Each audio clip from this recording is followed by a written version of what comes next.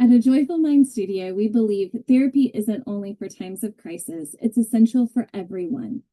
We begin with therapy as our foundation because life is layered, emotions are complex, and healing shouldn't be reserved for at a time of breakdown. But we don't stop there. Mental health doesn't exist in isolation. It's influenced by how we eat, move, rest, and connect with others. That's why we've reimagined the model. At a Joyful Mind studio, therapy is the cornerstone and whole person well-being is our mission.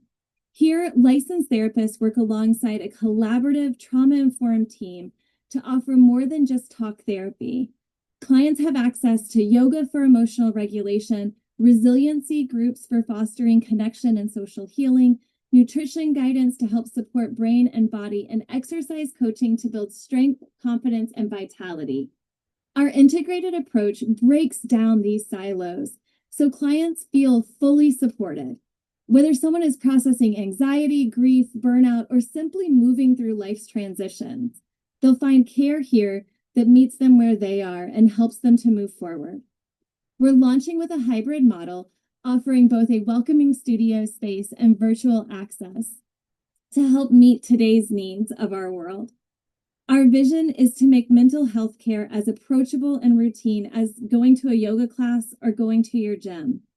At a Joyful Mind studio, therapy isn't the last resort. It's the first step toward living fully and thriving.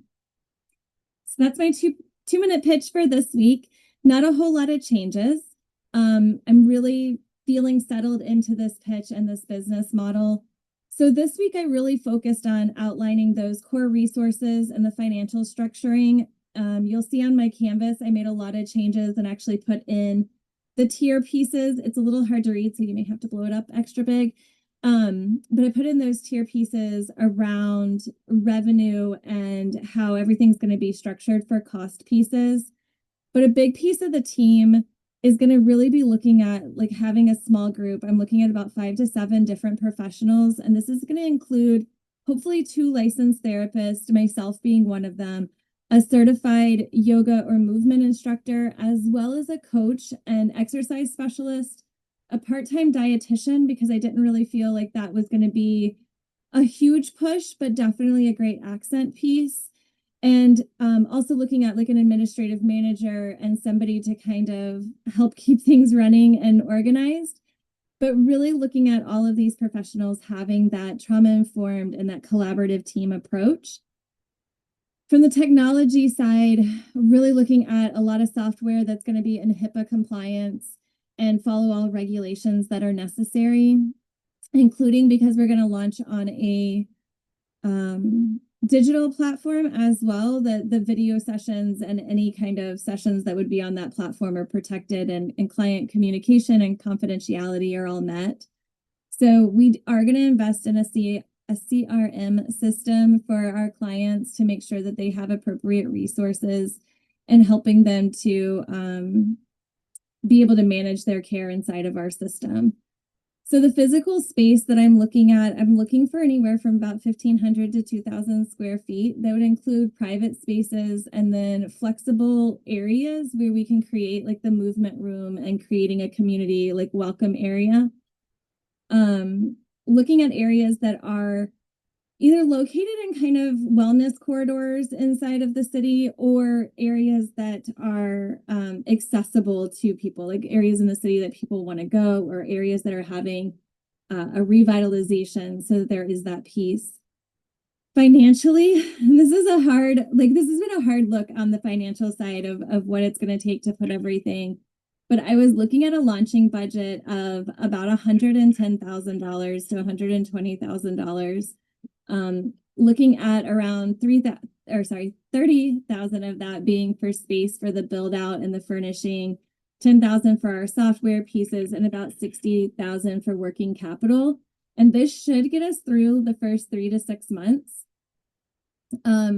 Looking after that of being able to start paying off and having revenue streams that are coming in at a consistent basis. So all in all, to really fund the studio, I'm looking at a little bit more than that amount. So about $125,000 in total to cover all of the launching costs. and give myself a little bit of a financial cushion there as well. But really looking to secure these funds in a couple of different ways through, applications for grants as well as public and private funding. So I'm really hoping that that's going to allow a little bit of a openness to pull down funds from different places. I do recognize that when I'm looking at funding and looking at fee for service, that's in my business model. It's a little bit difficult because that's going to take some time to build. So I did want to give myself, like I said, that kind of cushion to have a little bit of flexibility to work around.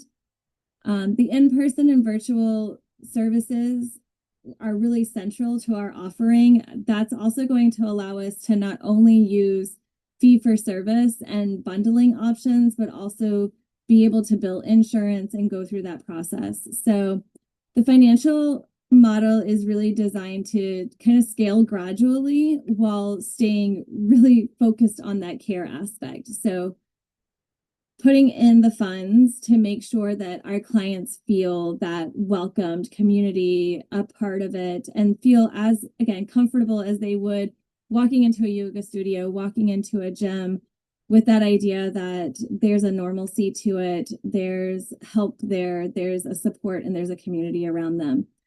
So again, those are the two pieces I looked at, was really my staffing resources and my financial piece.